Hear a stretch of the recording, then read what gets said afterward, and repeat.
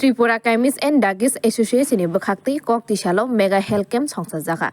Notu Nogor Girls School Songsajak Pandawo Nogre Ingi Manjagika Kacham MLA Dilip Kumar Das Kacham MLA Krishna Don Das Ti Tongbaika Kubani Adong Song Shak Hamiabai Katiwi Tongani Bagi Shakangni Chimino Shak Naikolani Nangnai Honey Shaka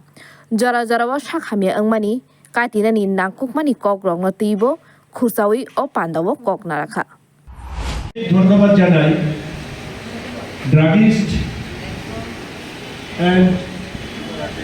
Tripura chemist যে association এখানে আমাদের secretary আছে আমাদের এখানকার স্থানীয়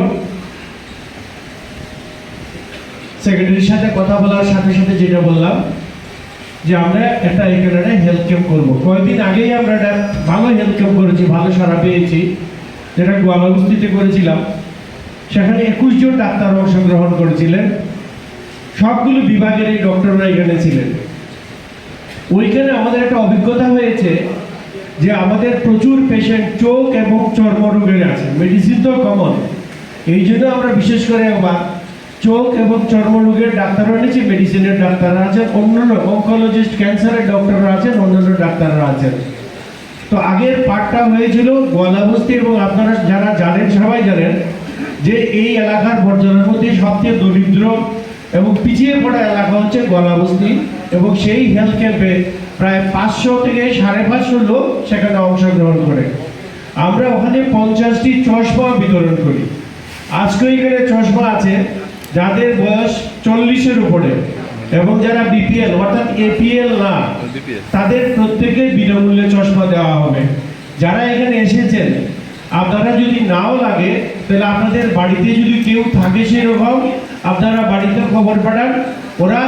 চোখটা পরীক্ষা করাতে পারবে এবং বিনা পয়সায় চশমা নিয়ে যেতে পারবে এখানে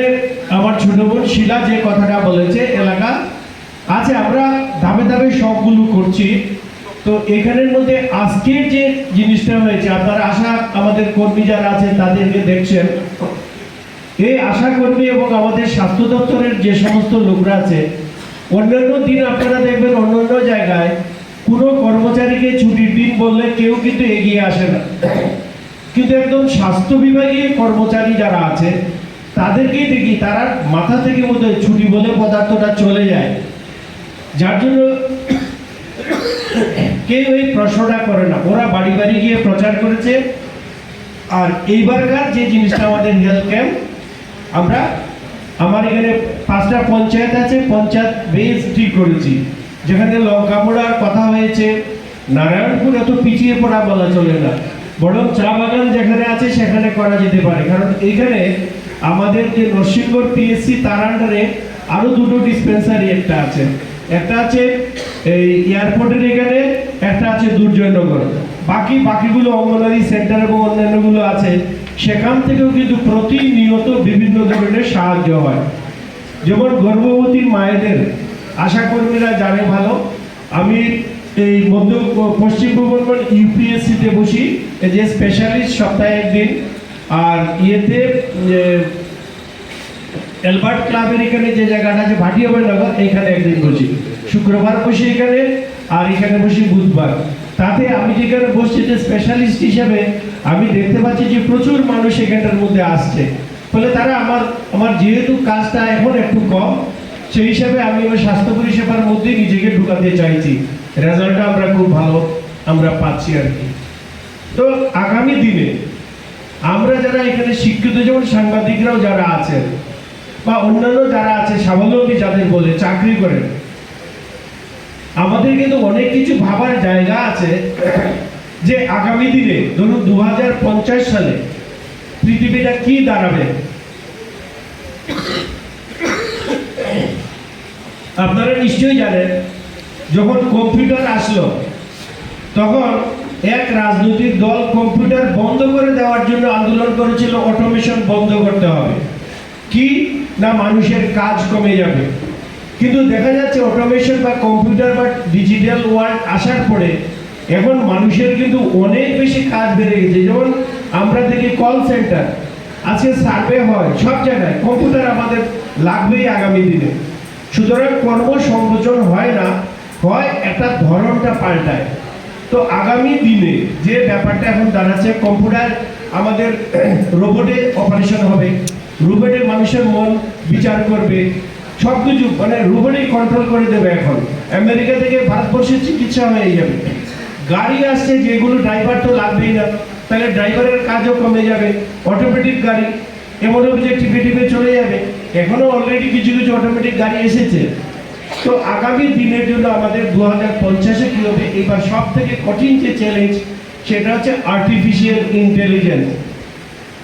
হয়তো আর্টিফিশিয়াল ইন্টেলিজেন্স অনেকেই বুঝতে পারছেন না, বা যেহেতু এটা আরো 20-30 বছর পরে এর ঘটনাটা ঘটবে,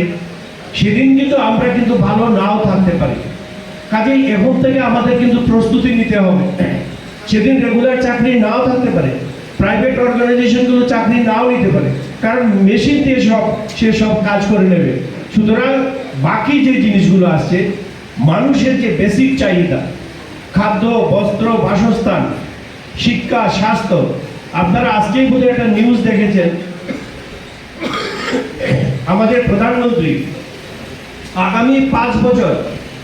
80 কোটি মানুষের আগামী 5 বছর যে ফ্রি রেশনিং চলছিল সেইটা বন্দোবস্ত করেছেন। অর্থাৎ প্রথমে যেটা শিওর করেছেন যে খাদ্য, বস্ত্র, চিকিৎসা, ঘর, এই সবগুলো আছে। এই সামাজিক পরিবর্তনের সাথে সাথে এবার আমাদেরও কিছু দায়িত্ব আছে। আজকে আমরা যারা রাজনীতি করি, পলিটিক্যাল অর্গানাইজেশন, গভর্নমেন্ট অ্যাডমিনিস্ট্রেশন, তাহলে বাকি এই দুটো দিকে সমাজ চলে। এর মধ্যে অনেকগুলো আছে সামাজিক সংগঠন, এবং তারা সমাজের থেকে উঠে এসে সমাজকে তারাই রক্ষা করতে পারে। রাজনীতি যারা আমরা করি, আমাদের কিন্তু রাজনৈতিক মোটিভেশন থাকে। যারা গভর্নমেন্ট চাকরি করে তারা চাকরির দায়বদ্ধতা আছে, কিন্তু সমাজের প্রতি দায়বদ্ধতা নেই। কারণ এই যে সামাজিক সংগঠন, এনজিও গুলো, এই যে ড্রাগিস্ট, কেমিস্ট এন্ড ড্রাগিস্ট, তাদের মধ্যে যে সংগঠনগুলো